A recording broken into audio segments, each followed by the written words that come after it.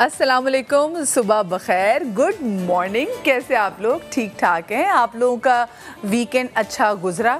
Monday I know बड़ा tough होता है, बड़ा सख्त होता है और मंडे को वाकई काम करते हुए कोई ऐसी सुस्ती काहिली हो रही होती है कि समझ नहीं आ रहा था कि दिल कर रहा था कि अल्लाह मियाँ ये जो रात 12 बजे से लेकर सुबह 6 बजे तक का टाइम है ना, ये 6 घंटे हों लेकिन फील लाइक ना 12 घंटे हो, यानी कि सुकून से सो सकें।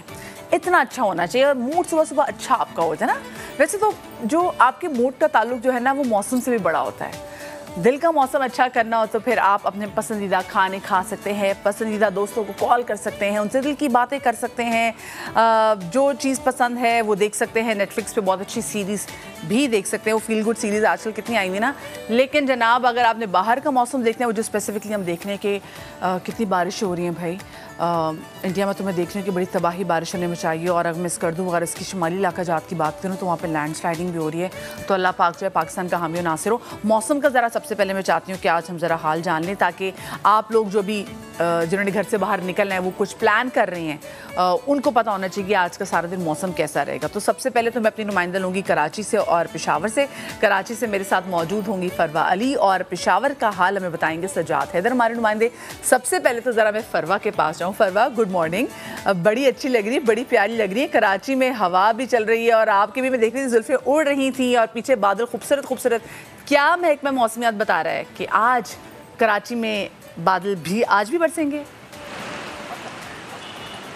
हाँ जी बिल्कुल, कराची का मौसम इन दिनों बेहद सुहाना है।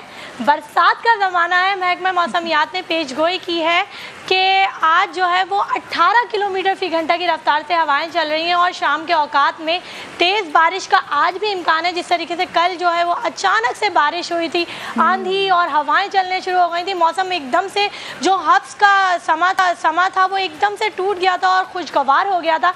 तो आज भी कुछ इसी सूरत हाल का सामना होगा, लेकिन आज जो है वो सुबह से ही मौसम इस कदर शानदार है कि बाहर निकलने का दिल चाहता है। अगर किसी को जॉगिंग पे घूमने जाना है तो आज का दिन उसके लिए सबसे ज़्यादा बेहतरीन है क्योंकि मौसम बेहद खूबसूरत है। महकमा मौसमियात का कहना है कि आज जो है वो अबर आलूद मौसम रहेगा, बादल छाए रहेंगे, धूप का तो गुजर होगा नहीं। तो कराची में इस तरह का मौसम जो होता है वो कम होता है। तो शहर कायद में इंजॉय कर रहे हैं और हम भी इस वक्त फेरियर हॉल में मौजूद हैं और बेइंतहा मज़ा आ रहा है, एंजॉय कर रहे हैं जी। मैं मुझे बताएं फरवा, सोचे अगर एकदम अचानक बारिश हो जाए तो फिर कहाँ का रुख करेंगे? यहाँ पे आसपास किधर मज़ेदार कहते हैं ना कोई नाश्ते की जगह है? अच्छा, ज़्यादातर लोग जो बरसात में रुख करते हैं वो गुरु मंदिर का, बंस रोड का, हलवा पूरी और दीगर जगहों का रुख करते हैं। और ख़ासकर जो बंस रोड है, बरसात के दिनों में उधर इतना इस कदर रश होता है कि और इसके अलावा जो है वो बोट बेसन पर का भी रुख किया जाता है। तो लोग मुख्तलिफ पॉइंट्स पे जाकर नाश्ता करते हैं। इसके अलावा जो है वो ज़्यादातर लोग जो बरसात का जब दिन आते हैं, हाँ बिल्कुल। और फरवा बहुत सारे लोग तो प्लान भी करेंगे कि अल्लाह करे आज वगैरह का भी रुख किया जाता है, दो दरिया का रुख किया जाता है। तो कराची में यही जो जगहें हैं, इधर काफ़ी जो है वो एंजॉय करने की जगह है और बरसात में जो है इधर का मौसम ही अलग होता है। बिल्कुल सही बात की भाई। और कराची में क्योंकि ना बारिश बड़ी कम होती है तो हम लोग कराची में तरसे हुए बारिश को ना, जब बारिश हो जाए कभी ऐसा होता है कि हमसे बारिश मैनेज नहीं हो पाती और कभी कभी जब बारिश होती है तो फिर हम इतने खुश होते हैं, हम लिटरली फिर कहते हैं ना जी कराची में तो शाम 5 से 6 बजे तक का वक्त होता है पकौड़े बनने का। फिर उसमें हमने चाय भी पीनी है, पकौड़े खाने हैं, समोसे पकौड़े हर चीज़। बहुत से लोग दुआ ये भी कर रहे थे आज हफ्ते का पहला दिन है, तेज़ बारिश होता कि घर जाने का मौका मिल जाए। लाहौर में ज़रा बात करते हैं हमारी नुमाइंदा से, क्योंकि माशाल्लाह से लाहौर जो कि मेरा शहर भी है, लाहौर में अगर एक दिन बहुत कड़ाके की अगर धूप पड़ेगी ना, बहुत गर्मी होगी, अगले दिन बहुत तेज़ बारिश हो जाएगी। तो लाहौरी जो है ना वो बारिश को इतना तरसे हुए नहीं होते जितना हम कराची वाले होते हैं। बताइए जी क्या सूरत लाहौर के मौसम की? जी बिल्कुल, लाहौर के मौसम में जो है वो बादलों की आनियाँ जानियाँ हैं। कभी सूरज जो है वो अपना जलवा दिखा रहा है तो कभी बादलों की ओट में छुप रहा है। तो यूँ कहिए कि सूरज और बादलों के दरमियान आंख मिचोली का सिलसिला जारी है। ठंडी ठंडी हवाएं भी चल रही हैं, हब्स का जोर जो है वो भी टूट चुका है। गुज़श्ता दिनों जो रिकॉर्ड तोड़ लाहौर में बारिशें हुई उससे मौसम जो है वो कतरे बेहतर हो चुका है। लेकिन बारिश तो ख़त्म हो गई, उसके असरात अभी भी जगह जगह पानी खड़े की सूरत आपको जो है वो दिखाई देंगे।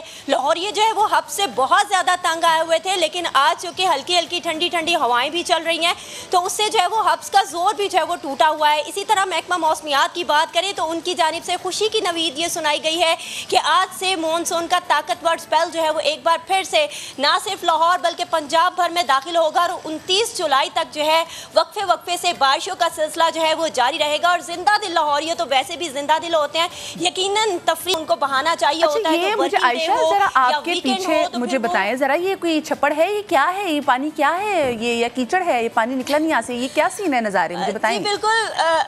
बिल्कुल मदिया, मैं आपको बताती चलूँ ये कोई झील का मंजर नहीं है, बल्कि मेरे कैमरामैन अगर आपको दिखाएं ये कोई झील नहीं है या कोई नहर का किनारा नहीं है, बल्कि ये एक फैमिली पार्क है जहाँ पर आपको जी बिल्कुल ये फैमिली पार्क है। गुलबर्ग का पोश इलाका है ये जहाँ पर ये फैमिली पार्क मौजूद है और आप देख सकते हैं दूर तक आपको झूले भी बच्चों के दिखाई देंगे, कुछ सीटिंग अरेंजमेंट भी है यहाँ पे। जैसे ही शाम होती है तो फैमिलीज की जो बड़ी तादाद है वो यहाँ पर इसी लेकिन माशाल्लाह से आयशा जितना यहाँ पे पानी खड़ा है, यहाँ पर इंतजामिया कुछ आए यहाँ पे जरा कश्ती का भी इंतजाम करें ताकि बच्चे शाम में एंजॉय कर सके कश्ती में बैठ के। लेकिन बारिश होने वाली लाहौरियों फिर तैयार हो जाए इंतजामिया।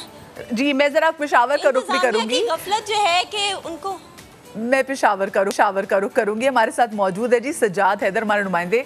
सज्जाद आप ये बताइएगा कि मैंने कराची में तो बड़ा मज़ेदार मौसम है, हवाएं चल रही हैं, कराची वाले चले थोड़ी ब्लेस्ड भी हैं कि समुंदर हवा चलती है, लाहौर में आए दिन हैं, पेशावर की क्या सूरत हाल है?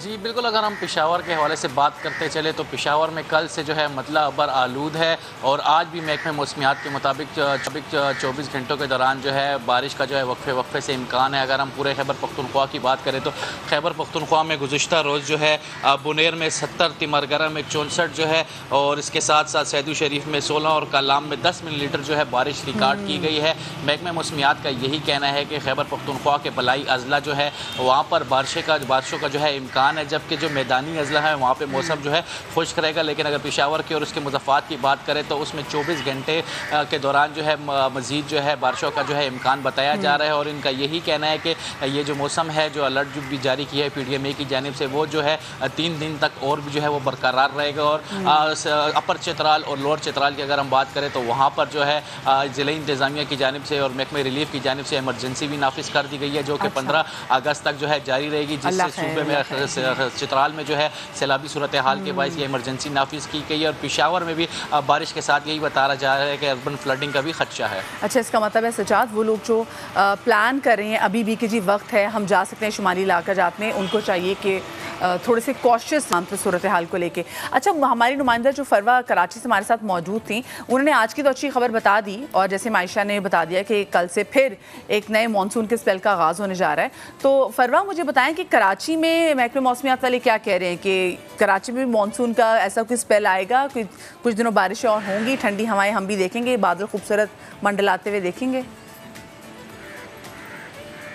हाँ जी बिल्कुल मदीहा, महकमा मौसमियात ने आज भी और गुज़िश्ता हफ्ते भी बारिश की पेशगोई की थी और आने वाले हफ्ते में भी बारिश की पेशगोई है, लेकिन ऐसी कोई ख़ास बारिश कराची में मुतवक्को नहीं है। जुलाई का जो ये पूरा महीना है इसमें हल्की और तेज़ इतनी कोई ख़ास बारिश का इम्कान नहीं है, लेकिन अगस्त का जो महीना है वो बाकायदा मानसून से शुरू होगा और उसमें जो है वो तेज़ बारिश मुतवक्को है कि मूसलाधार बारिश होगी।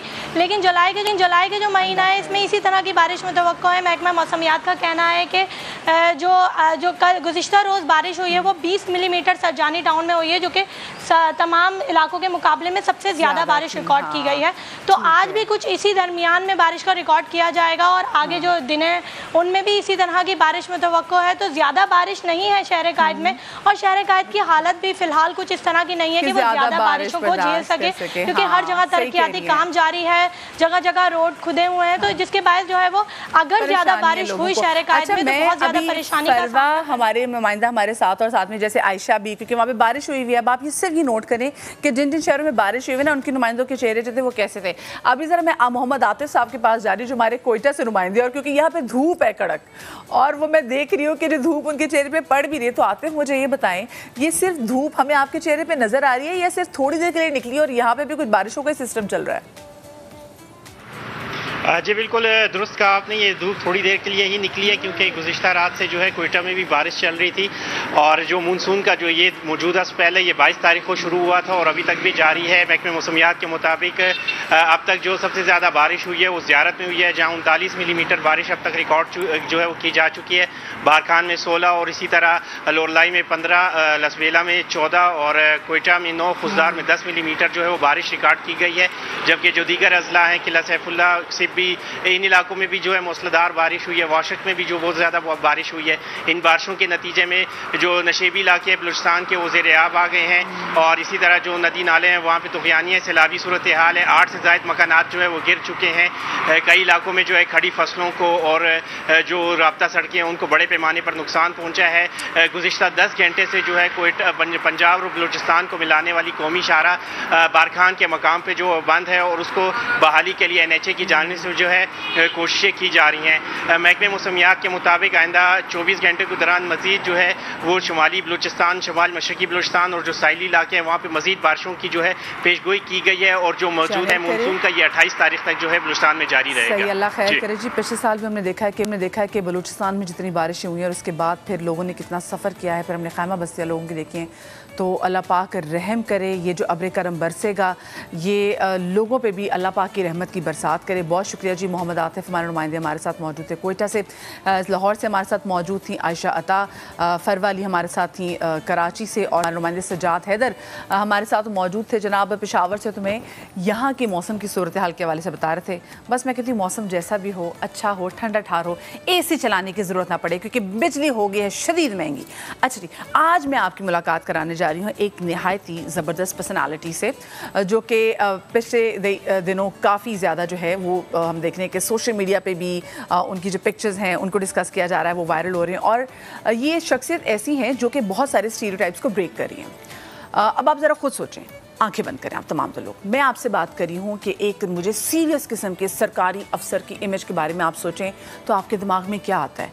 आपको होता है कि अच्छा जी जो सरकारी अफसर है वो बड़ा कुछ सीरियस बंदा होगा। कुछ लोग कहते हैं जी हमने, क्योंकि लोगों के एक्सपीरियंस ऐसे होते हैं कि लोग कहते हैं जी सरकारी अफसर में जो लोग हैं, जो सरकारी से ज़्यादातर लोग होते हैं वो काम बड़ा आराम से करते हैं, बड़े नॉर्मल, बड़ी सुस्त रवि से करते हैं। ये वो बड़ी डिफरेंट किस्म की ना मिक्स जो है वो इमेज सरकारी अफसरान को लेकर आती है। लेकिन कहीं पे भी ऐसा नहीं होता कि जी सरकारी अफसर है तो बड़ी खुशगवार पर्सनालिटी है और अवामी पर्सनालिटी है जो कि सरकारी अफसरान को होना चाहिए।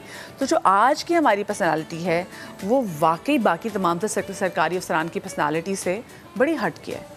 उनकी पर्सनालिटी ऐसे कि हमें लगता है कि जी हम we can approach him any time we want to. उनको ऐसा देख के लगता है कि वो सरकारी अफसर तो हैं लेकिन साथ साथ में he is a celebrity and he is a celebrity Indeed. Stylish बहुत है, मतलब हम सरकारी अफसर को सोचते तो मैं होता है जी या तो सफ़ेद शलवार कमीज़ पहनी होनी है, वेस्ट कोट पहनी होनी है या फिर सफ़ेद कुर्ता पजामा पहना होना है, तो यही हमारे ज़मीन में जाती है। लेकिन नहीं भाई, ही इज़ सो स्टाइलिश कि आज तो हम उनसे कुछ फ़ैशन टिप्स भी लेंगे और बहुत सारे लोगों को तो फ़ैशन टिप्स उनके तवज्जुह से दिलवाएंगे भी। बच्चों के जनाब आजकल बड़े फेवरेट हैं जो उनके इलाके में हैं, क्योंकि बच्चे जाते हैं, कोई भी ज़रा सी प्रॉब्लम हो तो बच्चे सीधा, बच्चों ने देख लिया जी इनका दफ्तर किधर है और बच्चे ठा करके पहुँच जाते हैं इनके दफ्तर। आप लोगों को समझ आ गया कि मैं किसकी बात कर रही हूँ। मैं अब दावत देने जा रही हूँ हमारे बहुत ही प्यारे बड़े अजीज़ guest, assistant commissioner north Nazimabad Hasim Bangwar. अस्सलाम वालेकुम जी। Good morning. Good morning. कैसे? बिल्कुल कुछ नहीं हिलता, आए बैठे। कैसे मिजाज है आपके? Good, thank you. Finally yes, इतने अरसे से मेरे पुराने चैनल से हमारी बातचीत होती थी कि कब मेरी जो है मुलाकात वो हासिम से होगी। हासिम माशाल्लाह से एक तो आपका सोशल मीडिया का प्रोफाइल भी बड़ा मज़ेदार है, लोग आपको देखते हैं, आपको फॉलो करते हैं और असिस्टेंट कमिश्नर लोग देख रहे हैं, क्योंकि यूजुअली असिस्टेंट कमिश्नर का हम सोचते हैं ना तो हमारे ज़हन में होता है कि मिडिल एज कोई बंदा होगा, ठीक है, और सफ़ेद शलवार कमीज़, मोटी मोटी मूछें भी होंगी, बहुत सीरियस, आंखों पे चश्मा लगाया होगा, बट एक बिल्कुल डिफरेंट पर्सनालिटी। कैसे मेंटेन करते हैं वैसे पर्सनालिटी को या पर्सनालिटी को? ये इमेज जो आपने इतनी मज़ेदार आपकी है, फॉर मेरे लिए तो नेचुरल है, तो कोई मेंटेन के लिए ज़रूरत मुझे नहीं पड़ती, because it comes natural to. I am not कोशिश नहीं कर रहा ऐसा बनूँ या ऐसा बनूँ, जैसा हूँ वैसे ही चलता हूँ बस। अच्छा, ये मुझे बताएं, ये जो आपका जो सेलिब्रिटी स्टेटस है आप अब ज़्यादा एंजॉय कर रहे हैं और पहले भी आप सेलिब्रिटी थे, आप जैसे सिंगर आप थे, तो किस में आपको लगता है कि लोगों ने ज़्यादा बढ़ के प्यार किया आपको? प्रोज एंड कॉन्स दोनों में थे। पहले ऑब्वियसली आप म्यूज़िक की तरफ से, म्यूज़िक इंडस्ट्री से ज़्यादा रिलेशन था, तो वहाँ आपको गुड एंड बैड मिलता है। यहाँ तो सिचुएशन ही चेंज हो गई। यहाँ तो 2-2 करियर साथ चलाने थे। अब थोड़ा ज़्यादा हो गया है, पाकिस्तान के हवाले से ज़्यादा हो गया है। इंजॉय भी करता हूँ, कभी नहीं भी करता हूँ, because I am sure you understand, after हर चीज़ होने के बाद और आप जब लाइमलाइट में होते हैं, आपकी पर्सनल लाइफ बहुत कॉम्प्रोमाइज़ हो जाती है। बिल्कुल ऐसा है। एंड आपको हज़ार चीज़ें सुनने को मिलेंगी जो हुई भी नहीं होंगी और आपको पता भी नहीं हुआ होएगा। And everybody is a critic. क्योंकि हर एक के पास लाइसेंस आ जाता है ना आपको डिस्कस करने का। एग्जैक्टली। फिर जितने मुंह उतनी बातें, और अब तो ये भी बात है कि लोगों के पास वो एक्सेस आ गया है, हर एक के पास कीबोर्ड आ गया है, लोगों ने अपने अकाउंट्स बनाना, जैसे हम देखते हैं ट्विटर पे और इंस्टाग्राम पे, तो जितना मुंह उतनी बातें, फिर लोग वैसे ट्रोल भी अब करते हैं, ट्रोलिंग कल्चर भी बहुत है। मेरा एक्चुअली कम हो गया बहुत, surprisingly. I am so surprise. शुरुआत में okay, I just want to say this, आपके शो पे आपके साथ मुझे करने का इतना शौक था। For the, I just had to say it on the show only. I came across a lot of hosts and all when I was being invited, but yours is one show जो मुझे दिल से करना था. And I'll tell you why. When the whole situation हुई थी मेरे साथ, and obviously you know being young and नए करियर में आप थोड़ा घबरा जाते हैं, ये क्या हो गया, मैंने क्या किया, and to hear somebody आपके जैसे प्लेटफॉर्म पे to be so supportive and to think इतना अलग से आपने जिस सोच के हर चीज़ प्रेजेंट की, it was such a self-assuring moment for me as a person कि oh my God, शुक्र किसी को तो समझ आता है, people इतने judgmental नहीं है, इतने हर कोई नहीं होता है, and watching that clip of yours, for me it was such a solid moment. Like thank you so much for that. Thank you so much. अच्छा, मैं वाकई में हाजिम की मुझे लोगों से मोहब्बत है, लोगों से जो कि कहते हैं ना अनअपॉलोजेटिकली अपने बारे में और अपने फैशन सेंस को कॉन्फिडेंटली कैरी करते हैं और वो जो स्टीरियोटाइप जो है ना ब्रेक करते हैं। तो हासिम की अगर मैं स्पेसिफिकली बात करूँ तो मैं चाहती हूँ ज़रा आप इनकी पिक्चर्स भी लगाएं, और मज़ा आता था देखे कि भाई देखो एक बंदा कितने ज़बरदस्त तरीके से वो खुद, ठीक है ब्रांड्स तो पहन रहा है, बहुत सारी जगह ब्रांड से लुथड़ा हुआ तो है, बट खुद को एज अ ब्रांड भी साबित किया है। मुझे हासिम लेकिन ये बताएं, मैं सोचती हूँ कि कहाँ एक बंदा जो कि सिंगिंग के प्रोफेशन में who is doing really well, कि अच्छा खासा उससे कमा भी रहा है, और फिर एकदम उसको होता है कि नहीं मैंने एक ज़रा डिफरेंट फील्ड में आना है, उसके लिए असिस्टेंट कमिश्नर बनने के लिए मतलब आपको ठीक ठाक मेहनत ऐसे नहीं पहुँच जाते आप। तो इतनी मेहनत आपने की, फिर उसके बाद आप मतलब यू आर इन अमेरिका, फिर आपने पाकिस्तान आए और आपने वो करियर साइड पे रख के एक बिल्कुल डिफरेंट ही पाथ अपना लिया, तो ये सूझी कैसे? आई थिंक जब म्यूज़िक में था वो काफ़ी यंग एज में हो गया था। आई वाज अराउंड 23, अभी मैं 29 का हूँ, 20-24 के बीच में हो गया था। And at a young age आप एक ही फील्ड में जब डाले जाते हैं और इतनी फास्ट जारी होती है, आई फील लाइक मुझे मौका ही नहीं मिला और चीज़ें करने का, कोई और चीज़ ट्राई करने का, कोई और करियर, ऐसा कुछ मौका ही नहीं मिला। बट अभी like you still very young, you are 29, you are not even 30। या I hope I stay like that longer. पूरी जिंदगी आगे पड़ी, आगे तो पूरी जिंदगी पड़ी है। But for me just wasn't इतना enough feel नहीं होता था। I felt very दुनिया से बहुत disconnected feel होता था। फिर जब पाकिस्तान आता था वो disconnection बहुत obvious हो जाता था। अभी like you know एक टूर करके या कॉन्सर्ट करके I'm coming flying from Beijing to Dubai first class में शोफर वोफर है, जब यहाँ आता हूँ एयरपोर्ट से निकलता था ये क्या हो गया, ये क्या हो गया, and I wanted to run back and then I felt like वहाँ क्या कर रहा हूँ, उनको they don't need you, if you want to do something do it here, you know give it a go, यहाँ try करो, यहाँ कुछ कोशिश करो, and obviously you have to, आपको थोड़ा समझदार तो होना, यहाँ you cannot just कोई भी cannot stand on the street and make a change, आपको एक अगर लीगल तरीके और प्रोटोकॉल फॉलो करें, it just makes life a bit more serious and convincing। तो वही किया, फिर आके मैंने काफ़ी महीने मेहनत की, पढ़ाई की, एग्ज़ाम देके मैं चला गया था आउट इन जापान। उधर से मेरी कॉल आती है मॉम की, यू एन इंटरव्यू एग्जामिनेशन पास करने का। मैं कहा how much are they paying me for the interview? I thought music related था। She's like no भाई, यहाँ जो तुम करके गए उसका इंटरव्यू है। And then I came back and I qualified। Wow, मतलब एक ही गो में सब चीज़ें होती चली गई, क्योंकि वो डेस्टिन था ना कि आपने आना है, लोगों के लिए आपने इतनी हेल्प भी करनी है। मुझे अपनी फैमिली के बारे में बताएं कि कितने बहन भाई हैं और कितना बचपन कहाँ आपने गुजारा? इसमें मेरा छोटा भाई और मेरी छोटी बहन, छोटे नहीं काफ़ी वो भी बड़े हैं, जस्ट मॉम एंड डैड, हम 5 हैं। I was raised in New York, primarily Brooklyn में. उसके बाद my mom was an architect, तो वो travel उसका बहुत होता था. And I think she had a contract in New York. So I was raised New York में, and my dad पाकिस्तान में होते थे, पुलिस में. And काफ़ी travel back and forth बहुत होता था. And then उधर मुझे settle करके, then she moved on with different projects. Karachi बहुत आना, इतना तो नहीं, पर काफ़ी आना जाना होता था. एक दफ़ा तो कहा था कि कराची सेटल हो जाऊं, पर नहीं हो सका. Then I move to England for my bachelors. उसी के दौरान म्यूज़िक भी आ गया. क्या बात है, मतलब एक ऐसी ट्रेन में बैठा ये लड़का जो कि दुनिया की सैर कर ही जा रही है, एंजॉय करे, लेकिन जो स्टॉप था वो था जनाब नॉर्थ नाज़िमाबाद का, कि उनको वहाँ के लोगों को जो है वो सर्व करना था. मैं छोटी सी ब्रेक लेने जा रही, वापस आएंगे, थोड़ी बहुत उनके साथ गेम्स खेलेंगे, चिट चैट करेंगे, और हाँ जी फैशन टिप्स बहुत सारे लोगों के लिए, मेरे लिए भी, छोटी सी ब्रेक के बाद.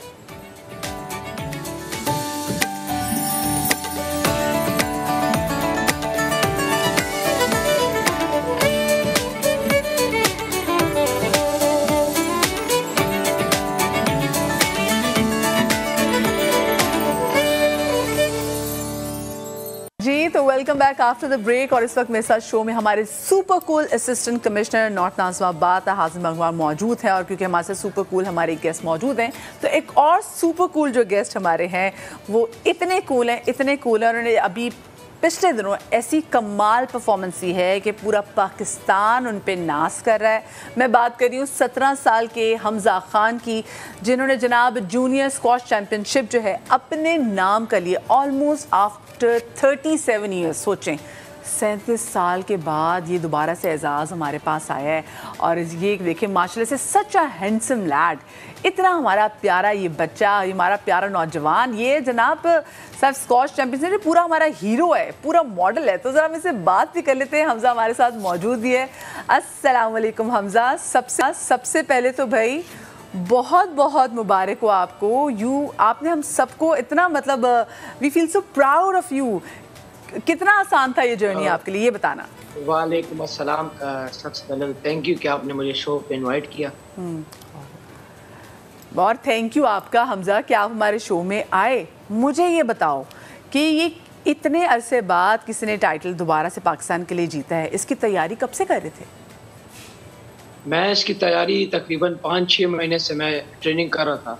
और किसी को उम्मीद नहीं थी मुझसे पाकिस्तान में. मेरे बाबा ने और मेरी मामा ने और मेजर सुलेमान ने, इन्होंने बस कहा कि खुद पर यकीन रखो और अल्लाह पर, तुम कर सकते हो इंशाल्लाह. तो माशाल्लाह से हमजा ये 6 महीने में आपने बड़ी आसानी से इतना मुश्किल सफ़र अबूर कर लिया. मैंने इस टूर्नामेंट के लिए मैंने काफ़ी मेहनत की. मैंने रात के 2 बजे 3 बजे उठ के रनिंग की है. और मैं खुद पे फ़ख्र महसूस करूँ, क्योंकि इस टूर्नामेंट के लिए मैंने काफ़ी मेहनत की थी. और अल्हम्दुलिल्लाह जो मकसद था उस मकसद में मैं कामयाब हुआ. बड़ी ज़बरदस्त. मुझे बताओ फेडरेशन ने कोई सपोर्ट की थी? फेडरेशन ने उन्होंने सिर्फ एक प्लेयर को सपोर्ट किया, वो मैं था. और तो ये मोरली सपोर्ट थी या फाइनेंशियल सपोर्ट भी थी हमजा? उसमें मैंने. अच्छा हमजा मुझे बताइए, मोरली सपोर्ट थी या फाइनेंशियली सपोर्ट भी थी फेडरेशन की जानिब से? फेडरेशन की जानिब से सिर्फ मुझे टिकट्स और होटल का खर्चा और खाना पीना और कुछ नहीं. और अभी कहते हैं कि हम आपको इनाम वगैरह देंगे. अच्छा. तो अल्लाह करे जनाब पाकिस्तान आओगे तो मतलब हुकूमत मुंतज़िर है. ये माशाल्लाह से हमारा यंग बॉय ने इतने कमाल कर दिए. मुझे बताओ, मतलब हमजा ये पता था कि ये मैं कर लूँगा, मैं जीत जाऊँगा, ये टाइटल मेरे ही नाम होगा?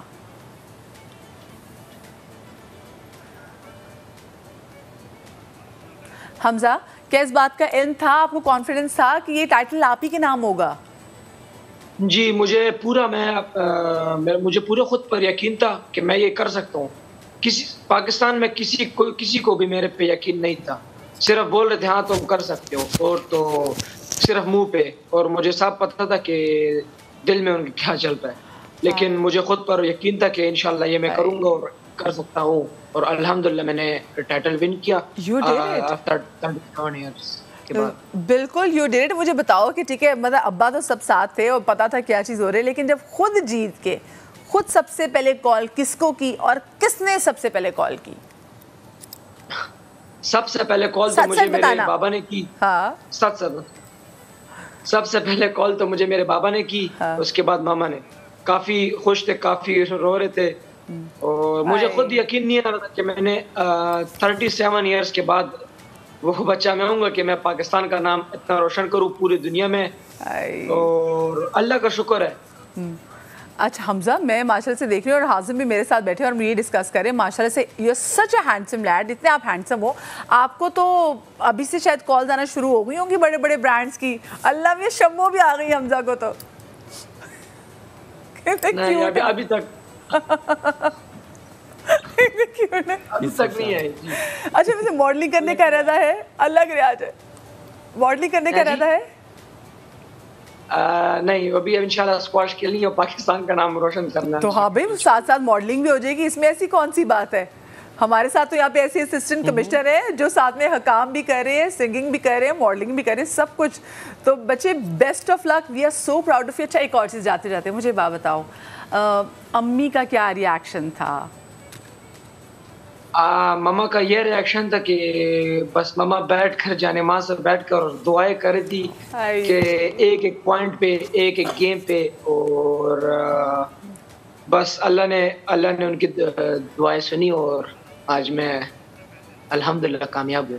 अच्छा हमजा, चलो शाबाश। सबसे पहले मेरे साथ एक प्रॉमिस करो। वो प्रॉमिस है कि जब कराची आओगे तो सबसे पहले आपने मदिहा बाजी के शो में आना है। प्रॉमिस करो। जी, जब इंशाल्लाह मैं आऊंगा कराची, तो सबसे पहले आप किसी और चैनल में नहीं जाना, ठीक है? सीधा आपने मेरे शो में आना है, ठीक है जी?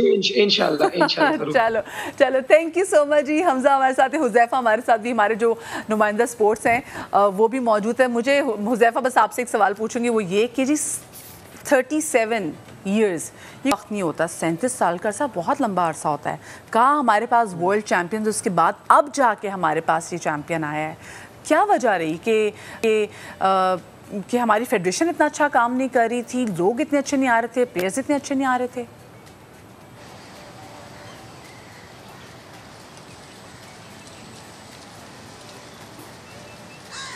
हुज़ैफा, आप तक मेरी आवाज़ पहुंच रही है?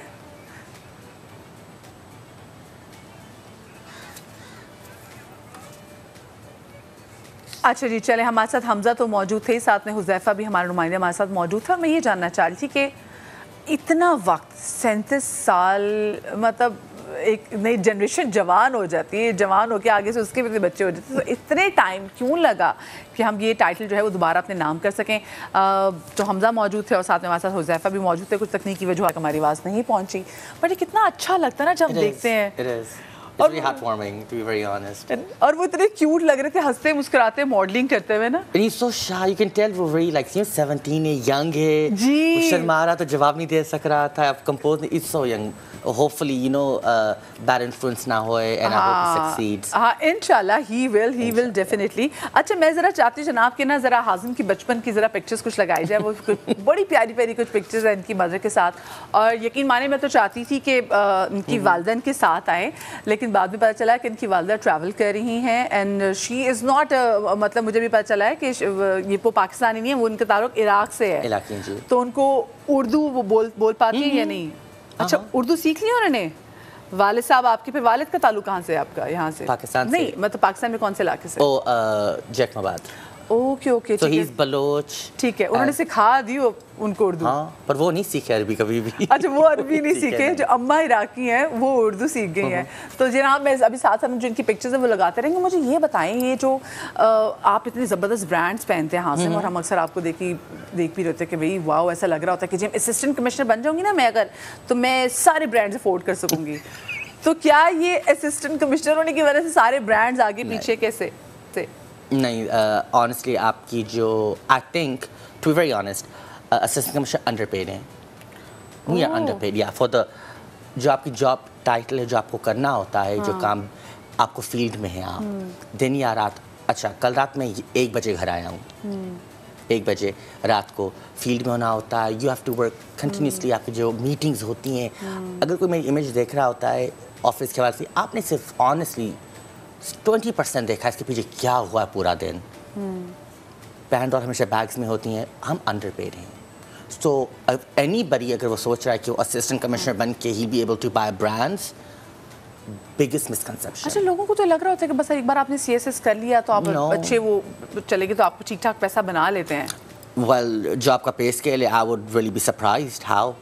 मतलब वैसे क्या लोगों को एक रफ वैसे बता दें कि वैसे कितना होता है कि अगर हम बताएं? It डिपेंड करता है क्योंकि आप ईयर बाय ईयर आपकी सैलरी का परसेंटेज बढ़ता जाता है, बट एंड वो ये भी डिपेंड करता है कि आप प्रोविंशियल से हैं या फेडरल से हैं। These things matter, ये प्ले करते हैं, but it's over a lakh, under 2 lakh. It just varies. It just varies. लेकिन इसमें तो मतलब वो कहते हैं ना वो एक ब्रांडेड बैग भी नहीं आता तो फिर इतने ब्रांड्स कहाँ से आप अफोर्ड कर पाते हैं? Well, lucky for me, excuse me, lucky for me, मैं अपने म्यूजिक कॉन्ट्रैक्ट में हूँ, तो मुझे अपना म्यूजिक जो सेल आउट करता है, which I write songs for the artists, मुझे रॉयल्टीज मिलती हैं, endorsement deals, photo shoots. That's how I make my money. इस पे तो brands, no, what brands? नहीं, it's not possible. It's really not. हाँ, आप काफ़ी लॉन्ग टर्म, मुझे हुए यहाँ 2-3 साल हैं in this field, in this career, तो इतना जल्दी तो no, you cannot afford brands of that nature. आप पेट्रोल अपना ब्रांड वही बड़ी बात है, you cannot afford a house. अच्छा, तो बताएं फिर ये घर के खर्चे कौन उठाता है? अम्मा उठाती हैं, अब्बा उठाते हैं, अभी भी पॉकेट मनी मिलती है अभी या नहीं? What pocket money? मैंने कहा पूछ रहा हूँ। नहीं, मेरी pocket money, oof, I think I was 19-20 मेरी मुझे, I came from a wealthy background, which I'm, thank God for that, my parents were really good to me. But मैं 19-20 था और मैं इंग्लैंड में था, बैचलर्स कर रहा था, तो my mom ने मुझे कॉल की, मैं रेंट भर रही हूँ, मैं तुम्हारा यूनिवर्सिटी भर रही हूँ, अब जो भी एक्स्ट्रा वो तुम जानो, तुम्हारा काम जान नहीं होता, आके घर बैठ जाओ, या घर में भी ऐसे नहीं बैठोगे, कुछ सफाई कर लेना। और ये मुझे 1 महीने का टाइम दिया था। Then I started running CV and I was around 19 या 20 and मैं फिर लंदन में टॉप शॉप पे कपड़े वो बनाता था, and then I moved to Selfridges. उस वक्त मुझे नहीं पता, हाँ, हाँ, फ्लोर 3rd फ्लोर पे कंटेम्प्रेरी सेक्शन में सेल्स कंसल्टेंट था, फिर पर्सनल शॉपिंग में। हमने इससे तो कुछ नहीं होएगा मेरा। मैं शुरुआत सिर्फ बसेस लेता रहता था, 4 buses to get to university, because I could not afford metro का ट्रेन वाला उस वक्त। एंड फिर जब म्यूज़िक मुझे किसी ने कहा म्यूज़िक से you make money, then I started writing music, selling music, making money. फिर एक डील हुई, दूसरी हुई। पर ये पूरी एक ना स्ट्रगल की दास्तान है, और बाद में जब आपको अच्छा लगता है, you have something to tell you आने वाली जनरेशंस को कि मैंने ज़िंदगी में इतनी स्ट्रगल की है। मज़ीद बड़ी बातें करेंगे और बड़े डिफरेंट पहलुओं से भी हम गुफ्तगू निकालेंगे। एक छोटी सी ब्रेक के बाद कहीं मत जाइएगा। जी, तो welcome back after the break. आज हमारे साथ हमारे कहना कि वैसे पब्लिक पर्सनालिटी हैं और हाज़िम मंगवार सेलिब्रिटी सिंगर हैं, लेकिन सरकारी अफसर भी हैं, और वो तमाम स्टीरियोटाइप्स को ब्रेक करते हुए ये बड़ी धूम मचा रहे हैं। बच्चे बड़े इनके फ़ैन हैं। मैं इनके सोशल मीडिया का पेज जो है वो फॉलो करती हूँ, तो बच्चे आते हैं, इनसे मिलने के लिए आते हैं, फिर बच्चे गिफ्ट्स भी लेके जाते हैं। कैसा रिलेशनशिप है वैसे बच्चों के साथ? ये ऑटोमेटिकली आई लाइक चिल्ड्रन। वो छोटे हैं एंड जब वो आते हैं, आई डोंट नो हाउ, ये कैसे शुरू हुआ। आई थिंक मैं फील्ड में आता, एक कुछ बच्चे आते मेरे पास, सर ये देख रहे हैं, ये हो गया, सर ये हो गया। And to me personally every complain is a complain. मैं कभी जज नहीं करूँगा कि छोटा या बड़ा या क्या। नो, आप नॉर्थ नाज़ाबाद के सिटीजन हो, आप वहाँ के रेजिडेंट हो, it's my job to make sure you get what you need. तो ये जो बच्चा मेरे पास आया था, जरा पिक्चर्स बच्चे की बड़ी क्यूट सी है। हाँ। उनका रोड थोड़ा ख़राब था और लाइटें नहीं थी, तो कहते मुझे साइकिल बाहर चलाने में मुझे डर लगता है, तो लाइटें लगवा के दी। और मैं फुल नोट कर रहा हूँ जो बात कर रहे हैं, बिकॉज वाई नॉट। हाँ। तो हाँ, अगली बार की साइकिल डैमेज होगी, सर आपके रोड में साइकिल डैमेज कर दी, ये वो कंप्लेन कर रहा था। मैं आई एम सॉरी, हम कुछ करते हैं। सो एज अ सरप्राइज वो मुझसे सरप्राइज मिलने आया था, so I had a cycle on standby for him, किसी घर भिजवा देंगे। पर वो कितना खुश गया है। अच्छा, ये मुझे एक चीज़ बड़ी अच्छी लग रही है, like you are very, this is, मैं इसको ह्यूमैनिटी कहूँगी कि you are very kind to the animals as well. ये बड़ी अच्छी बात है। ये कौन से मौके की पिक्चर है? तो ये ये मुझे कंप्लेन आई थी, या ये मुझे कंप्लेन आई थी। हमारे पास एक छोटा पार्क है जहाँ एक छोटा सा जू है, इनको सही तरह ट्रीटमेंट नहीं मिली थी, इनका पानी साफ नहीं हो रहा था, इनका जो हैबिटेट था, बहुत मुझे कंप्लेंट्स आई थी कि सर आपके एरिया में एक जू है, वहाँ एनिमल्स की ट्रीटमेंट अच्छी नहीं हो रही। तो I went, I am like you have 2 options, एक ही दिन में आप सारे ये फिक्स करो, नहीं तो मैं ये पूरा पार्क बंद कर रहा हूँ, आपका सिस्टम बंद कर रहा हूँ। वो समझ गए। आई ब्रॉट द वेट इन, उन्होंने चेक वेक किया सब। इनको आई थिंक गर्मी काफ़ी लगी थी जानवर को, इनके पूरे केज हमने बड़े करवाए। इनका पानी रोज़ चेंज होता है, मेडिकल असिस्टेंट होता है वहाँ, हर हफ्ते इनको चेकअप होता है, and that pony gets like these cold showers every day, and she runs around in the park. ये बचत अच्छी ये वैसे हॉस्पिटल ये कौन सा मूवमेंट है जनाब ये भी? ये मैं I think I was doing some field work and वहाँ ये बच्चा आया था मुझसे मिलने. He wasn't feeling well. I hope he's feeling good right now. ओह ठीक है. और ये देखिए ये मुझे बताइए किसकी बच्ची थी? ये एक कपल आया था, मैं ऑपरेशन में था, ये कपल आया था. They're like, oh can you we want to meet you, and the daughter was so cute. Look at her, mashallah. I'm like, can I hold her? And अच्छा वाकई लोग सेल्फियाँ खिंचवाने भी बातें होंगे ना कि जी हमने जरा पिक्चर्स वगैरह खिंचवानी है. that gets troublesome कभी कभी आप फील्ड में कभी आप काम कर रहे हैं and अचानक आप इतने हेक्टिक में ये हो गया वो हो गया, सर कोई आ जाए sir can have a picture. अब आप ना भी नहीं कहना चाहते पर यू ऑन वर्क मोड, या कभी आप पर्सनली आप कहीं रेस्टोरेंट में हैं जब होता नहीं इतना thanks to the media people, आप डिनर करें वहाँ तस्वीरें अब हमेशा मूड में नहीं होते हैं. हाँ you have. You're not all the time ready for a picture. हाँ बहुत सारी चीजें चल रही होती हैं. Exactly. अच्छा एक्टिंग की ऑफर हुई है अभी तक हाज़िम? जी. तो कोई प्लान है करने का? इजाजत मिलेगी दायरे से? I don't think so, but I wouldn't want to. I'm not an actor. तो ट्राई करने में क्या हर्ज है? I don't. It's not my cup of tea. It's not something I would enjoy. Acting मुझसे होनी नहीं है. So there's no point me trying to act or pretend I'm an actor. जो मुझसे होता है वो मैं करता हूँ. जो नहीं होता है बेहतर नहीं ये रोल किसी और को चला जाए. अच्छा तो ये बताएं जो आपने कहा जो मुझसे होता है वो करना, मोहब्बत हुई आपको? हाँ. मोहब्बत हुई, कामयाब मोहब्बत थी नहीं? हाँ. कामयाब मोहब्बत थी. वाह वाह. तो ये कब इसको अमल कहते हैं कि मंतकी अंजाम तक पहुंच रही? उर्दू अच्छी होगी वैसे बताएं. बेहतर हो गई है. बेहतर हो गई. चले बड़ी अच्छी बात. I'll tell you something. मैं शुरू में फील्ड में था तो कोई रिपोर्टर आया था तो प्राइस चेकिंग हो रही थी. कहता है अब वहाँ गोश्त वोश्त पड़ा, कहता है सर इसमें ग्राम. मैं कहा मेरा कितने ग्राम हूँ मैं क्या ना, तो वो मेरे वेट के बारे में कुछ कह रहा है, मुझे याद है. मेरे डीसी थे कितना हंस रहे थे उस इंटरव्यू को. ये शुरू में मेरे साथ ये हुआ था. अब बेहतर हो गया, अल्लाह का लाख शुक्र है. वो पूछ रहे थे आपके इसमें ग्रामी क्या है? वो मेरे ग्राम पूछा, मेरा वजन क्या, मुझे ऐसा लग रहा था शुरुआत में. वो छोड़ दे, मोहब्बत कितनी ग्राम हुई है ये बता दें. It's very good. It's very good. अच्छी. कब हम कहते हैं सेरा सजदा हुआ देख रहे हैं, घर से प्रेशर नहीं है कि 30 साल के होने वाले हो क्या बस अब शादी हो जानी चाहिए? नहीं कोई प्रेशर नहीं. My family is chilled. करो नहीं करो आपका बिजनेस है. And for me I'm too young. अभी क्या जल्दी है, अगर होगी जब हो जाएगी. अभी इंशाल्लाह जब वो अच्छे टाइम पे हो. हाँ मुझे कौन सी जल्दी है, बस I'm no rush. अच्छा मैं अभी बात करते देख रही थी टैटूज आपने करवाए हुए. कितने वैसे टैटूज आपने कराए? 8 कराए हुए. और ये जो टैटूज का मतलब क्योंकि हर टैटू की एक स्टोरी होती है.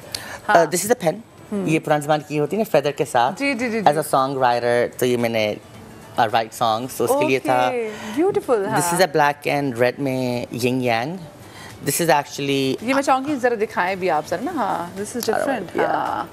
This is about loving, accepting the bad. अब आपका जो बुरा है उसको भी accept करो, because अगर आपका बुरा नहीं होएगा तो आपके अच्छे का फ़ायदा नहीं है. रात नहीं है तो दिन का फ़ायदा नहीं होता. बुराई नहीं होगी तो अच्छे की वैल्यू नहीं होती है. तो आपको अपने बुरे को भी उतना accept करना चाहिए जितना आप अच्छे को करते हो, because that makes you. सही. अच्छा वालिद साहब आपके DIG, बहुत सारे लोगों को नहीं पता होगा तो मैं इनको बता दूँ. तो फिर आपका ये प्लान नहीं था कि मैं भी ज़रा बड़े होकर ज़रा पुलिस में जाऊँगी ना, उसकी वो ठू ठाई और होती है अगर आप हाँ वो टैका बड़ा होता है ना. नहीं ना मेरी फैमिली नहीं चाहती थी मैं गवर्नमेंट में आऊँ या क्या. क्यों? उनका कोई नहीं शौक था, बिकॉज मैं तो वहाँ सेटल था.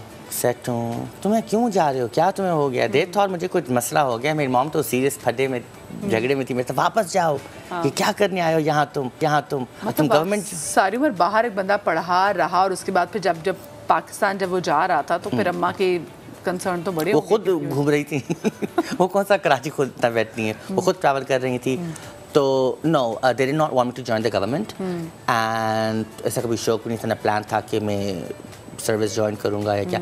और अगर जो मैं करना चाहता था वो एडमिनिस्ट्रेशन में था. वो पुलिस में ठूं ठां वाला नहीं भाई वो होती है ना बड़े, वो होती है ठूं ठां, वो जो एक बड़ा रो टैकी वाली जॉब होती है जो हम स्पेसिफिकली कहते हैं. अच्छा ज़रा मैं चाह रही हूँ कि कुछ ज़रा पिक्चर्स हम चलाते हैं हमारे सेलिब्रिटीज़ की, और क्योंकि Haasan is always on point, क्योंकि हम इनकी पिक्चर्स देखें. ये बड़ा प्यारा शूट है. ये कब का शूट है वैसे? ये इसको हो गया साल और 2. अच्छा ये साल. और ये सारे पाकिस्तान में शूट हुए हैं आपके? नहीं मिक्स होते हैं. ये GQ मैगजीन के लिए था. ठीक है. ये तो आपको वो जो प्रॉपर वो जो अभी आपने सलवार कमीज और आपने वेस्ट कोट पहनी है, ये भी एग्जैक्टली आपके ये step school waistcoat. Thank you. Pockets पर आपका अच्छा लग रहा है। Thank you. और दिस इज क्रिसमस के जो हम गिव अवे करता हूँ, क्रिसमस गिव अवे होता है तो इसकी थी। I think that's either my birthday, I'm getting ready for New Year's, दोनों में से ये जो जैकेट है भाई, ओहो क्या बात है jacket. I love the ocean, I love the beach। Wow, और ये कराची की जी। This is nice, this is, और ये भी आपका यहाँ का शूट है जी। सही, ज़बरदस्त। अच्छा मुझे बताएं कि ये जो आपने बड़ी ज़बरदस्त तरीके से आप स्टीरियोटाइप ब्रेक करें ना, एक तो मुझे दुख होता है कि हम सिर्फ बंदों को सिर्फ कुछ कलर्स तक ही क्यों रखते हैं। मैं क्योंकि मेरा ताल्लुक लाहौर से, तो मैंने भी अपने अब्बा को हमेशा grey, black, of white, dark grey, मतलब हमारे कॉन्सेप्ट ही नहीं है कि हमारे बंदे भी जो है ना वो प्रिंट्स पहन सकते। वो तो जब मैं कराची आई तो मैंने फिर कराची में देखा नहीं भाई, और अब तो फैशन में भी आ गया प्रिंट्स। तो कैसा लोग इसको लेते हैं? बिकॉज देखिए आप एक इंटरनेशनल फैशन को फॉलो कर रहे हैं और लोग अभी मकामी फैशन तक पहुंच रहे हैं। हाँ, आई थिंक यहाँ के लोगों को जहाँ तक मेरी अंडरस्टैंडिंग है, इनको आइडिया बड़ा अच्छा लगता है कि फैशन होना चाहिए, ये होना चाहिए। जब करने की बात आती है ये वही अपने सेफ गार्ड पे चला। For me personally I like to enjoy, I like to express, I like to shop, I like to look good। और हर किसी को look good, yeah। एंड आप मुझे एक बॉक्स में नहीं डाल सकते और कहो इसी बॉक्स में बैठो हाजिम और आपको सिर्फ ये अलाउ है। वो नहीं होएगा। वो नहीं होएगा। I'll sit outside the box and decide what I like or what I do not like। चले, अच्छा जी, पिक्चर चलाए जरा, हम फैशन टिप्स जरा लेते हैं। तो जो पहली पिक्चर हम चलाने जा रहे हैं वो है जनाब, जल्दी से जनाब पिक्चर चलाएं। तो ओहो, बाबर आजम, क्या बात है जी, हमारे कैप्टन। इनको वैसे क्या फैशन टिप देना चाहेंगे? इसमें तो बड़े जैंगू लग रहे हैं, लेकिन other than this picture, I like it. I actually like what he's wearing। I'm not a fan of the tie। ये तो प्रॉपर वैसे उनके वो शूट हुआ है। इनकी टाई के बारे में कुछ कमेंट करना? Yeah, it's distracting। I mean, bless him, इसका आपकी पर्सनल ओपिनियन, उनका ये मेरा पर्सनल ओपिनियन है। It's a bit too distracting, it's too loud। It could have been maybe a different color, I guess, you know।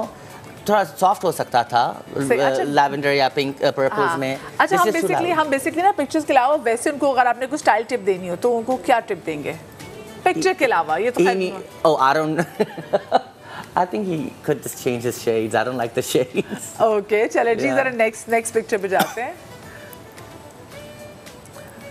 माया अली को, अच्छा इस picture पे आप उनको ना देखें, इस पिक्चर के अलावा अगर आप माया को कोई एक फैशन टिप देना चाहें ऑब्जर्वेशन पे, तो वो क्या होगी? I don't know her। But आपने उसकी फिल्म नहीं देखी? No, I don't know her, so I don't know। अच्छा, I don't know what she wears। चले जी, बड़ी जबरदस्त नामवर एक्ट्रेस हैं। I'm sorry, I'm sorry। चले, नहीं तो बात, नेक्स्ट लगाते हैं। वहाज को आप जानते हैं, ये तो आजकल हार्ट थ्रॉब है भाई, ये तो बड़े चल रहे हैं। Everybody is discussing him. Really? India में भी हर जगह पोस्टर है, हर एड में ये हमारा वहाज है भाई। माशाल्लाह माशाल्लाह। चले जी, next। I'm gonna get in so much trouble for not knowing that। चले नेक्स्ट पिक्चर लगाए। ये अली सेठी। I don't know him, but oh my God, look at those cheekbones। जबरदस्त लग रही। I know he's so chiseled। इसको I think advice की कोई जरूरत नहीं है। बट आपने पसूड़ी नहीं सुना? पसूड़ी गाना नहीं। हाजिम को टाइम नहीं मिला पसूड़ी का? नहीं, हाजिम कुछ चीज का टाइम नहीं मिलता है। He's a singer? Ji. Oh, you're a good singer, wow। वो तो शुक्र, लेकिन मैं तो आपको याद कर। I don't think he needs any fashion unless I need to go and stalk him। इसकी तस्वीर देखूं। But no, जाके इनको जरा stalk। Yes, stalk करके then I'll tell him like no, yeah, but no, he looks good। Next picture। Ikra Aziz, she's a beautiful actress। She is very pretty। I love how she's done her hair। I think I would probably love to see something edgy। Something edgy। She's mostly, I think, in floral and you know, soft। I think something edgy would look nice on her। Okay, next picture दिखाएं जी। शाहीन शाफरीदी, इनको fashion tip क्या देना चाहेंगे? ये भी इस तस्वीर में है कहाँ वैसे? ये इस तस्वीर में कहाँ है ये? हमारे दरमियान खड़े। नो, वो तस्वीर उनकी कहाँ ये खींची? ये तस्वीर कहाँ की है? एक तो माशाल्लाह से उर्दू इतनी अच्छी है, मुझे कंफ्यूज ही कर दिया। ये मेरे ख्याल से किसी होगी, किसी शादी के इवेंट में। शादी में नहीं पहना हुआ है? कुर्सियां देख रही हूँ। तो आप देखिए शादी में क्या पहना हुआ है, कौन सा पहन लेता है? कुछ फंक्शन था। Yeah, he probably needs to be more aware of occasions. कौन सी occasion में क्या पहनना चाहिए? He looks too casual for पीछे neon lights हैं तो he looks too casual for an event, I think. आप इवेंट को थोड़ा सालगिरह का फंक्शन है, शादी का फंक्शन है, नो आपको एफर्ट डालना चाहिए. It's a sign of manners. You need to make some effort when you go to someone's party. If I'm having a party, you come, आप आते हो in a pajama. No, that is rude. इतनी decoration आपके पजामे के लिए नहीं हुई थी या आपके पोलो के लिए नहीं हुई थी. You need to make some effort. तो अगर इवेंट है उसमें ये पहन क्या है, I didn't like that one. Thank you for saying this. मेरा भी बहुत सारी जगहों पॉइंट ऑफ व्यू है. नेक्स्ट पिक्चर लगाएं जी. Nida Yasir morning show queen बहुत ही प्यारी बनती है. इनको आपने फैशन टिप देनी हो तो आप क्या फैशन टिप देना चाहेंगे? Probably her hair color. Her hair. ठीक है, निदा के बालों का जो कलर है वो करें. चेंज कर लें. Yeah, I think so. Yeah. सही. I guess. नेक्स्ट डार्क करें वैसे लाइट करें? Dark. आई डॉक्टर फिरदौस आशिक अवार. आहा जिंदा दिल खातून. I think she carries this very well. To be very honest, अपने आप को she looks sophisticated. You know, for her age, she looks perfectly fine. वैसे आप उनको कोई टिप नहीं देना चाहेंगे? I don't think वो. I think अपने हिसाब से वो कितना अपने आप को well carry कर रही हैं. उनको आप क्या टिप देंगे जो well maintained है? Maybe अगर वो अपने चश्मों की shape थोड़ा change करें. You know, I think she's a round face है तो चश्मे थोड़ा change करें. I think she looks good. Yeah. Nice. बड़ी आपने चीज नोट की कि चश्मों की जो shape वो change हो जाए. Next जनाब पिक्चर लगाएं. Oh, the Prime Minister Shahbaz शरीफ साहब को आप क्या फैशन टिप देना चाहेंगे? इनको मैं क्या देना चाहूँगा? क्योंकि ये हमेशा बहुत prim and proper लगते हैं, you know, and he always looks very sophisticated and all. I would love to see Circle, you know, probably in jeans or denim, like, you know, because he's always like in a work mode. हाँ, सही. तो कभी, you know, jeans and denim, and, you know, he look a little relaxed and all. I would like to see that, but I think he looks really good. He's always, you know, suit, boot and everything, you know. हाँ बस चले, thank you very much. और वाकई मैं भी अब वाकई सोचूं कि मैंने भी कभी ऐसा देखा नहीं कि इनको जीन्स या आपको ना थोड़ा बहुत ज़रा डिफरेंट इमेज में है, थोड़ा सा वो भी इमेज में है तो वो भी बड़ी अच्छी बात है. अच्छा जी, चले जी, थैंक यू सो मच. ये तो बड़ी अच्छी पिक्चर्स हो गई और आपने बड़े अच्छे टिप. मुझे हासिम ये बताएं, बिकॉज आप जिस पोजीशन में बैठे हैं लोग आपसे बहुत सीखते हैं. सो आपकी लाइफ में कभी कोई ऐसा लम्हा आया हो जो कि जिसमें कहते हैं ना कि इंसान बहुत ज़्यादा डिसपॉइंट हो जाता है, बड़ी हिम्मत हार जाता है, और फिर आप उस लम्हे से निकले कैसे? किस चीज़ ने आपको बाहर निकाला उस लम्हे से? ऐसे तो 1000 दफ़ा हुआ है. यू नो, आप ऐसे उड़ना नहीं सीखते हैं. आपको 2-3 दफ़ा अच्छा खासा गिरना होता है, आप फिर इसी के. आई थिंक और जब लोग देखते हैं वो हमेशा सक्सेस देखते हैं, जो भी लाइमलाइट में उसके पीछे जो होता है वो काफ़ी स्ट्रगल नहीं देखते हैं. I think growing up office इतनी डिसअपॉइंटमेंट्स कभी होती थी. यू नो, जब वो 4 ट्रेनें बदलता था, जब फैमिली को पैसे होते हुए वो मुझे कहते थे आप खुद करो अपने लिए. ट्रेन के पैसे नहीं होते थे मेरे पास. आप पैदल जा रहे हो कामों पे, एक सैंडविच पे गुजारा हो रहा है आपका, हैंड टू माउथ. तो वो काफ़ी फील उस वक्त होता था. और सारे दोस्त क्लबिंग कर रहे हैं, ये कर रहे हैं, आप अभी एक शिफ्ट ख़त्म करके दूसरी जॉब के लिए जा रहे हो कि आपके एंड्स मीट हो सकें. तो उस वक्त काफ़ी फील होता था, पर उस वक्त नहीं सोचा था ये सब पे ऑफ करेगा. वो वर्क एथिक, डिसिप्लिन पे ऑफ करेगा, क्योंकि घर को मौज कर रहे, घूम रहे, फिर रहे फैमिली, और मैं वहाँ सिर्फ जॉब कर रहा हूँ. कितनी और जॉब्स की हैं वैसे आपने? मैंने म्यूज़िक और असिस्टेंट कमिश्नर के अलावा वही टॉप शॉप पे मैंने किया था, सेल्फ्रिज में काम किया था. लोग वही डिनर्स पे जा रहे हैं, ये कर रहे हैं, क्लबिंग जा रहे हैं, मैं बैठा हूँ कपड़े सेट कर रहा हूँ, टिल पे बैठा हुआ हूँ.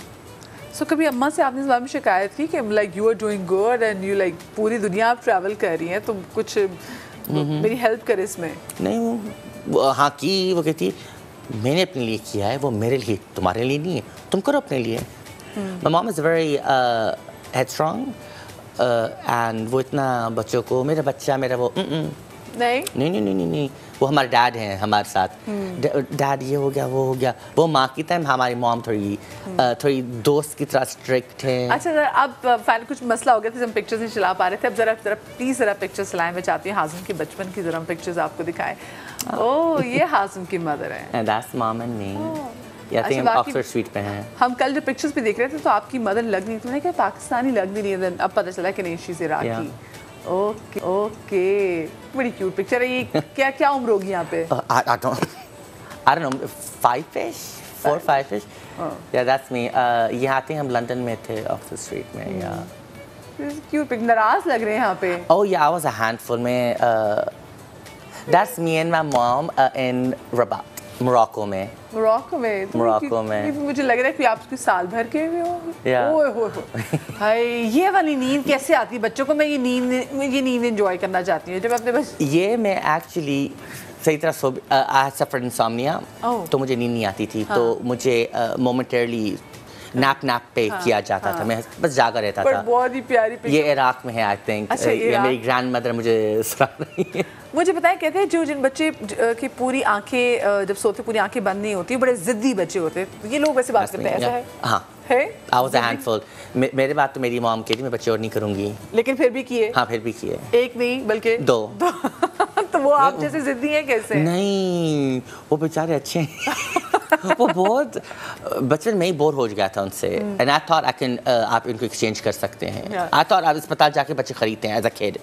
तो मैंने कहा एक्सचेंज ये क्या भाई है, ये कुछ नहीं करता है. Because my brother used to be quiet and my sister बहुत शरीफ बहुत चुपचाप टाइप थे. तो ये कितनी क्यूट पिक्चर. बचपन से पोस्ट करने का शौक था भाई. बचपन से ही. मतलब कितने मुल्क में से घूम लिए माशाल्लाह से आप हाजिर. I've seen it all. हाँ. अपनी मदर की वजह से या फादर की वजह से? मदर की वजह से. मदर की वजह से. मदर की वजह से. बचपन में भी मैं देख रही हूँ कि जो आपकी ड्रेसिंग है जबरदस्त ड्रेसिंग है भाई. और इधर भी मेरा जिद होता था कि ये नहीं पहनूंगा, ये पहनूंगा, ये नहीं. बचपन से वो बताते थे कि मुझे ये पहनना है. या उनके कपड़े स्टाइल नहीं पहनूंगा, जिद कर तो छोड़ देती थी कि जो करना है करो. But I was a handful. अगर मॉम आती है अभी full flood, good thing she is not here, सारी बता देती थी क्या नहीं क्या किया है. अच्छा, एनीथिंग. क्योंकि अब जाने से पहले आप अपनी मदर को, अपने फादर को, मतलब लोगों को तो मैसेज हम देते हैं, लेकिन अम्मा अब्बा के लिए कोई स्पेशल मैसेज आप उनको देना चाहते हो कि बाद में अगर वो देखे तो? मॉम अभी ट्रैवल कर रही हैं, so I wish her safe travels. Dad भी ट्रैवल कर रहे हैं, I wish him you know safe travels. आपने कब ट्रैवल करना है? छुट्टियाँ कब मिली थी लास्ट टाइम? या क्यों दुखा रही हैं मुझे? दिल में आंसू आ गए मेरे. दिल में आंसू आ गए. छुट्टी नहीं मिल रही भाई. बस छुट्टी नहीं मिल रही. बट काम भी बहुत है तो अभी मैं नहीं छोड़ सकता sub division. But mom dad को ये कहूँगा कि आप सेफ रहें, एंजॉय करें. भाई बहन का टेंशन नहीं ले, वो भी सेट हैं. वो भी सेट है. ये हाजिम उनको देखने के लिए मौजूद है. मैं हूँ, बिल्कुल टेंशन की बात नहीं. और आप एंजॉय करें. And buy me something expensive. Buy him mom, buy me something expensive. चले, thank you so much Hazim. बहुत मजा हमारे शो में आए. और मैं एक छोटी सी ब्रेक लेने जा रही हूँ. ब्रेक के बाद जब वापस आएंगे तुम्हारे साथ एक और गेस्ट होंगे. कहीं मजा आएगा, हमारे साथ रहिएगा.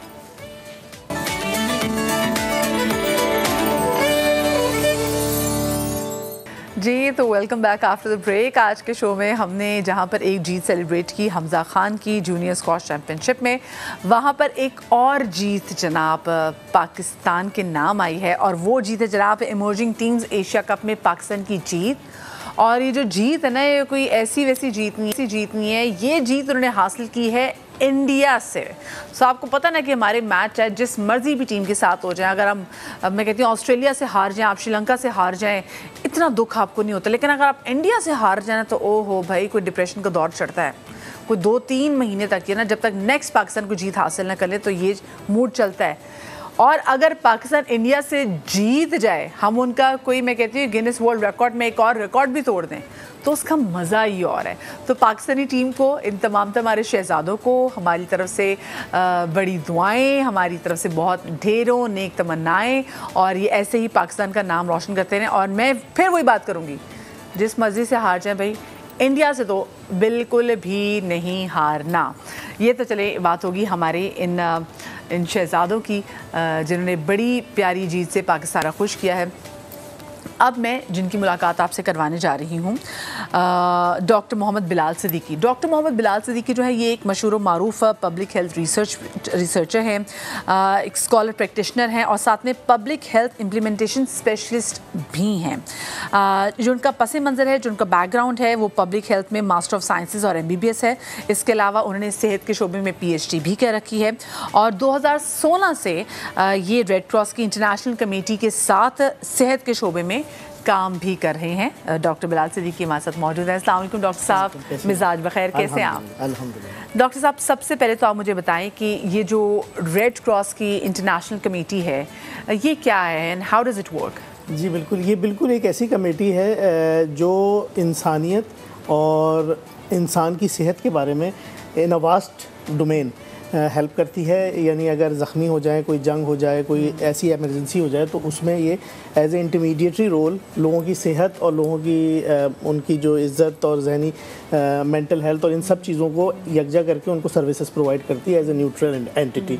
तो 1836 से तकरीबन ये एग्जिस्ट करती है और इन्होंने कई सारे प्रोजेक्ट्स किए हैं, health, mental health, environment related.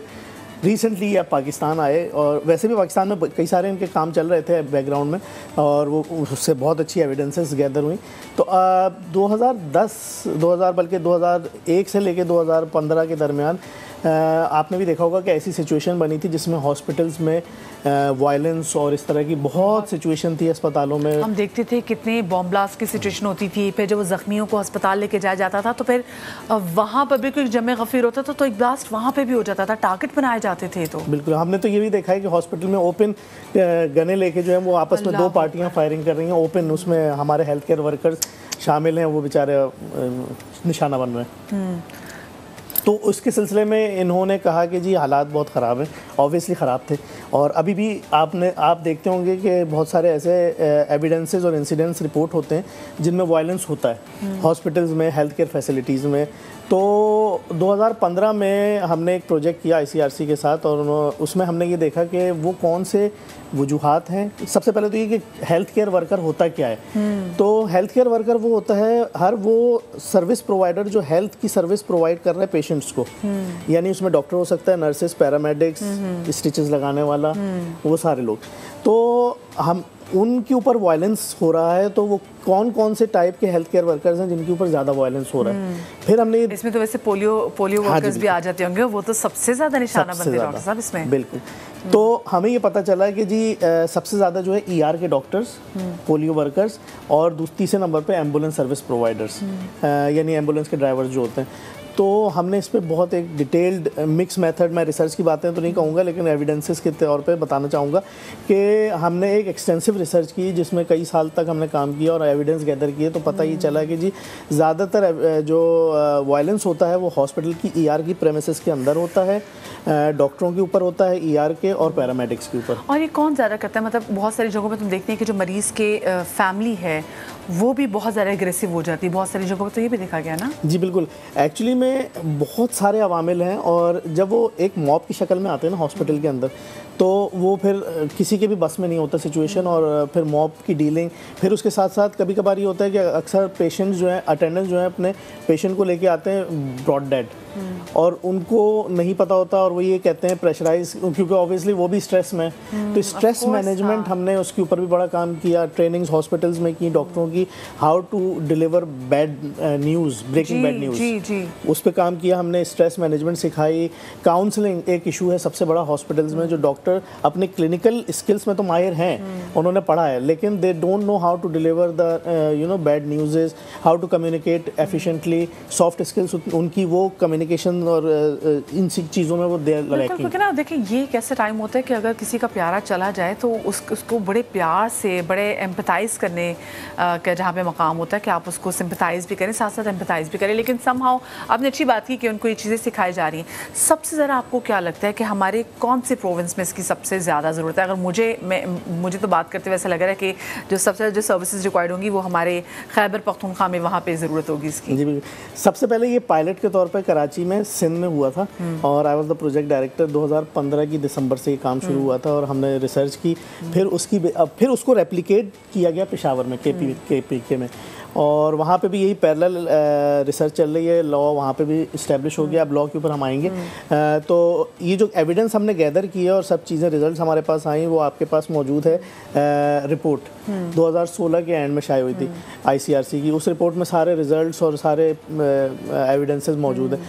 उसकी बेसिस पे फिर इन्होंने ICRC ने ज़ेबिस्ट यूनिवर्सिटी से कांटेक्ट किया कि आपके लॉ डिपार्टमेंट के साथ मिलके हम इसको बिल की शक्ल में लेकर आते हैं। अच्छा।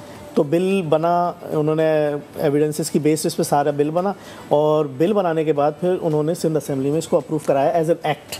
अच्छा ठीक है। और ये जो एक्ट था फिर ये क्या, जैसे आपका था कि जी एम्बुलेंस वगैरह को तहफ़्फ़ुज़ और साथ साथ में जो एजुकेशन आपने देनी है डॉक्टर्स को कि वो इन तमाम तर प्रोसेस को कंडक्ट कैसे करना है। लेकिन मैं यहाँ पे बात करते हुए डॉक्टर साहब ये सोच रही थी कि वो कैसे कौन लोग होते होंगे जो एम्बुलेंस को अटैक करते होंगे। हाँ जी बिल्कुल।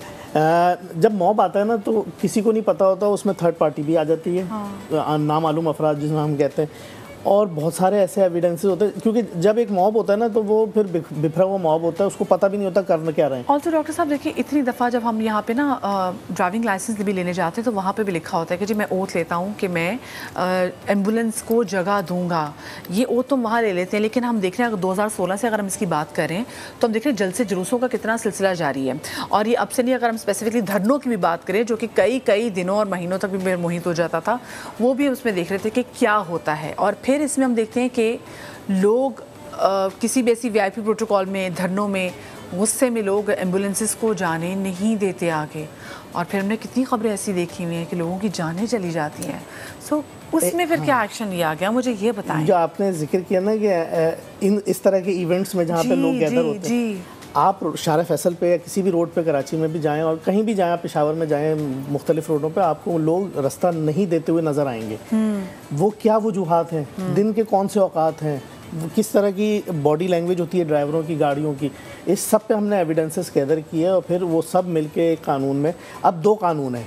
पहला कानून है कि Sindh act prevention of violence and facilities 2022 ठीक है। ये बना कि वायलेंस को प्रिवेंट करा जाए, हेल्थ केयर वर्कर्स के ऊपर जो वायलेंस होता है। दूसरा, हमें जब ये पता चला कि एम्बुलेंस के ऊपर दे आर मोर क्योंकि लगता है कि ये एक ऐसी चीज़ है कि ये एक तरीके से ना हॉस्टेज हम इसको बना लेते हैं। बिल्कुल। हाँ। तो जब हमें ये पता चला कि एम्बुलेंस भी इसमें शिकार होती है, तो एम्बुलेंस को 2018 का एक मोटर व्हीकल का कानून है, उसमें अमेंडमेंट करके हमने right of way to ambulance भी डाला। अब ये हर माशरे में ना एक्चुअली ये कानून है, हमारे यहाँ ये रिटन डॉक्यूमेंट नहीं था कि एम्बुलेंस को रास्ता दो, सजाएं जजाएं मोरल रिस्पांसिबिलिटी ज़्यादा इसको कंसीडर किया जाता है कि भाई आपको पता होना चाहिए। हाँ, पाकिस्तान में। हाँ। अब रिटन डॉक्यूमेंट आ गया है कि अगर तुम ये नहीं दोगे, based on those circumstances we will see the situation and then we will impose the fine और जुर्माना या फिर सजा। और सर इसमें कितना टाइम हुआ है इस लॉ को पास हुए हुए? ये 2021 के एंड में 22 में आ गया है। तो सर उसके बाद मुझे बताएं कि उसके बाद भी सम फॉर्चुनेटली ऐसा नहीं है कि ना हुआ हो, क्योंकि हमें लग रहा था कि अगर हम कोई धरना भी दे रहे हो कि एम्बुलेंस आ जाती है तो एम्बुलेंस को रोक के समझते हैं कि यही तो वो टाइम है जिसे हम कैश करा सकते हैं और अपने मुतालिबात जो है वो माने जा सकते हैं। तो कोई एक्शन लिया गया है अभी तक वैसे? देखिए बहुत सारे, एक कहावत है, मैं कानूनदानों के साथ भी बैठता हूँ तो अक्सर ये कहा जाता है कि कानून बनने के बाद कम से कम 10 साल लगते हैं उसको प्रॉपर इम्प्लीमेंटेशन माशरे में होने के लिए।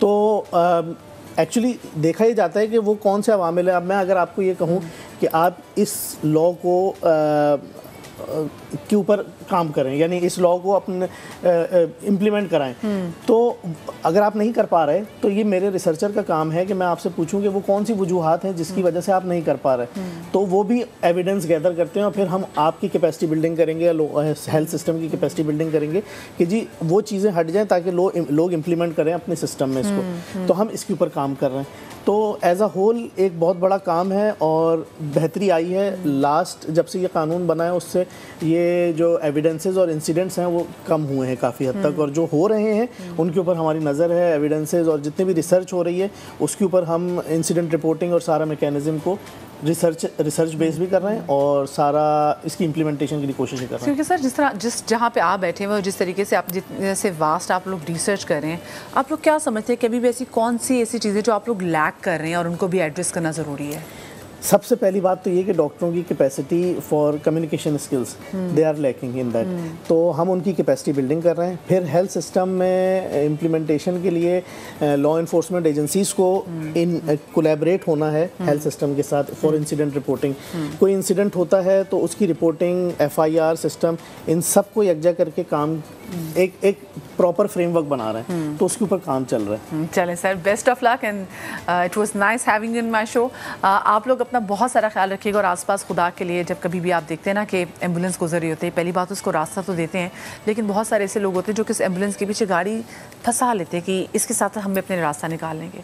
सो खुदा के लिए ये मत क्या करें, अपने आसपास के लोगों का ख्याल रखें, शाद रहें, आबाद रहें। अल्लाह पाक आपको औलाद के गम से महफूज रखे। इंशाल्लाह कल आपसे मुलाकात होगी। अल्लाह हाफिज़।